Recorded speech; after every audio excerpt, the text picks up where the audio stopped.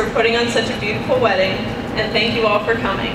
We all know how expensive weddings are, so when Brandy told me that she was having a reception at Salvatore's, I immediately checked to see what the Groupon deal was, because we all know Brandy doesn't pay full price for anything. Brandy and I have been best friends for a very, very long time. Now when I say a very long time, I don't mean that we hit it off at freshman orientation in college, or even met during a class in high school. To give you a better idea of how long Brandy and I have been friends, our friendship began the same year that the Pirates had their last over 500 season. And we all know that truly was a very long time ago. I think the key to having such a long friendship is that we aren't dramatic. We don't fight with each other, and we don't give each other the silent treatment. Brandy has always been there for me, and I know she always will be. They say a best friend is someone who is always there to pick you up when you fall down. Well, over the many years that I've known Brandy, she's picked me up countless times. My knee pops out a lot. We met in first grade at St. Elizabeth. There we had many adventures together, like getting lost during fire drills and being held hostage by other teachers. Or the many car rides up to Brandy's family's cottage, singing to her mom's 70s music on the way up. I'm sure Brandy and I could still sing the lyrics of the sideshow, but I don't think anyone wants to hear that. After St. Elizabeth, we moved on to Baldwin High School, where apparently we missed wearing matching uniforms, because I remember walking into Mr. Vandermeer's 10th grade chemistry class, and we discovered we were wearing the same exact sparkly light blue sweater and shiny jeans. After high school, we got sick of each other and went our separate ways.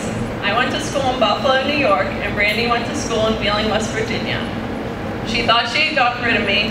However, I soon found out that someone who hates snow probably shouldn't go to school in Buffalo.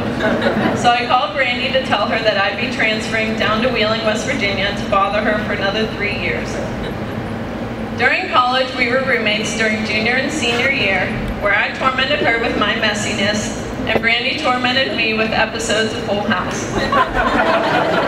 We had the normal memories that college roommates have, like Brandy drinking at least 4 glasses of water at every meal in the beer room, which, by the way, she also drank everyone's water up at the altar today. The 3 a.m. sled riding, the long nights of Tetris attack, and maybe most memorable, floating on a huge piece of styrofoam down a creek for our annual raft race. Now here we are 4 years later, creating another memory together. Now after knowing Brandy for so long, I've been able to see her love life evolve firsthand. I was there when she was codenaming her first crush Pepperoni, to now getting married to Brian, who is obviously codenamed Boo. It was June 2008 when I received a phone call from Brandy telling me that her and her college boyfriend had just broken up. Now normally when you think of a girl after a breakup, you think of a lot of crying and ice cream. Brandy, on the other hand, seemed very calm and even happy, and I later found out in that same conversation that she already had a new man in her life. Boy, does she move quick. Now, when I met Brian, I realized why Brandy had moved on so quickly.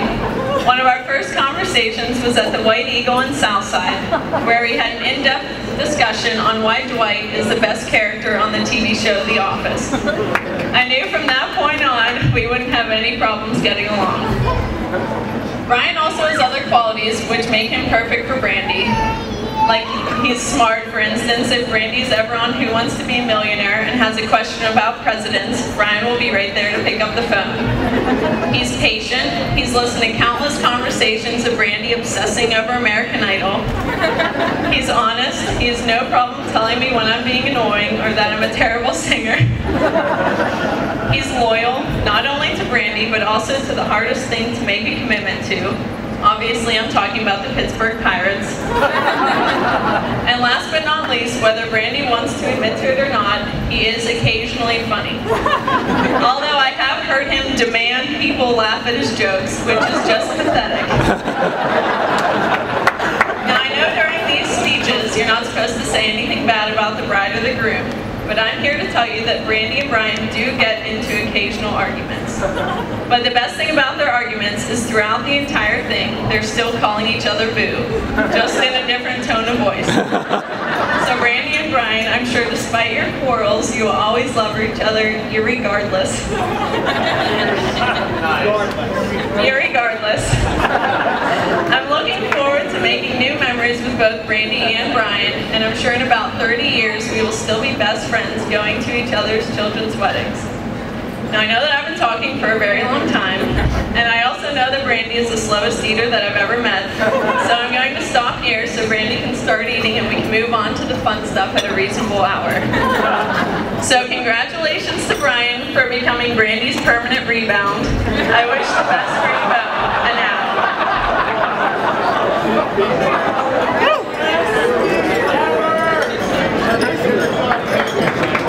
How about a nice round of applause?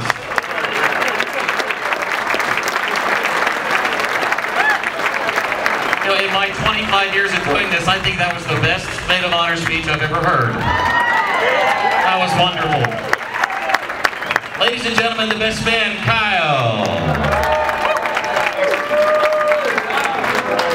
First off, I just want to thank everybody for being here. I'm sure the free food and alcohol doesn't have anything to do with it, but I want to thank you guys for coming anyways.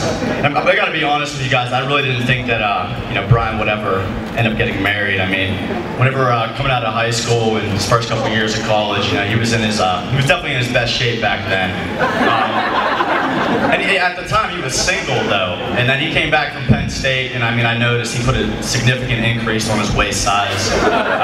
So I pretty much just thought his best years were behind him, and that was it for him. But I do appreciate the fact that you look past the weight gain, and you can love him for his personality. Really, really appreciate it. Growing up too, I loved hanging out with my brother. It was definitely the younger brother that always tagged along with them.